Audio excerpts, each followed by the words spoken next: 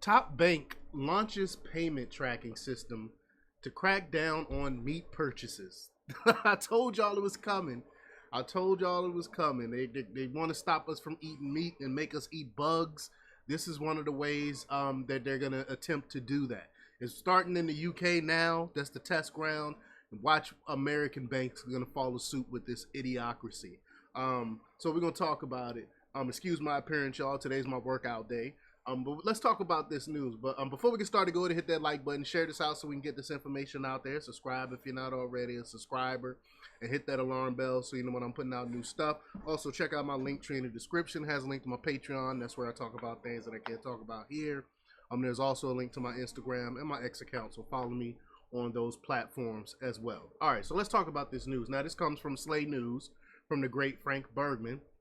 He reports a major international bank has launched a new payment monitoring system to track customers' purchases as part of a crackdown on the general public buying meat and dairy products. That's right. Meat and dairy is bad. We want you to eat the bugs. So it's for quote unquote the environment, which I'm not going to get into that right now. But London-based NatWest Bank launched the carbon footprint tracker to supposedly tackle the alleged climate crisis. The British multinational bank system monitors customer spending and scolds customers when they buy meat and dairy products. The tracker issues alerts that warn customers their food purchases are causing climate change. As part of NatWest's smartphone banking app, users receive messages when they are caught buying traditional farm produce. They are also urged to, quote, swap out items such as beef and milk with alternatives such as non-dairy or plant-based products. The app pressures customers to take part in Veggie Mondays and warns they should be, quote, choosing mostly plant-based diets to fight global warming by reducing their so-called greenhouse gas emissions. Again, y'all know how I feel about that. Unfortunately can't talk about it on this platform. I will be talking more about this stuff on my Patreon. But the alert messages also recommend eating vegetarian at home to reduce your carbon footprint by 40 kilograms. By swapping out beef, the app alleges an individual could reduce their carbon footprint by 12 kilograms. But you don't see. Do you think these companies, when the rich folk buy their mega yachts, you think they'll get a message saying, "Hey, how about you not purchase this mega yacht?" Or if they buy a new private jet, do you think they're gonna get a message saying, "Hey, to save the climate, how about you not purchase this private jet and you fly fly commercial?" Do you think they would do something like that? Of course not. Only us plebes need to be warned about so-called climate change to save the environment. We need to stop you from eating beef and dairy. In addition, users are urged to try adding tofu, gross, lentils, even more gross, and other alternatives to their diets as substitutes for eating meat. The bank does draw the line at food, however, and seeks to push the green agenda to all aspects of its customer spending. The app also suggests buying, quote, more secondhand clothes and taking fewer flights in order to comply with the net zero target of the World Economic Forum. Again, Klaus Schwab is not going to get a message telling him to stop flying private. Additional warning messages from the bank tell customers to switch off tumble dryers, share car journeys, and wash their clothes with cold water. Users can also opt in to receive a monthly carbon score, which the bank already tracks as a default. However, the move has angered British farmers with its push to crack down on red meat and to replace dairy products with plant-based alternatives. The UK's National Farmers Union, or NFU, has criticized NatWest for promoting oversimplified messages that, quote, miss the nuance of the path to a sustainable food system. David Barton, chair of the NFU Livestock Board, said, quote, we have been working closely with NatWest about messaging on its carbon tracker in its customer app. What we eat is a personal choice and should be made in an informed way, Barton added.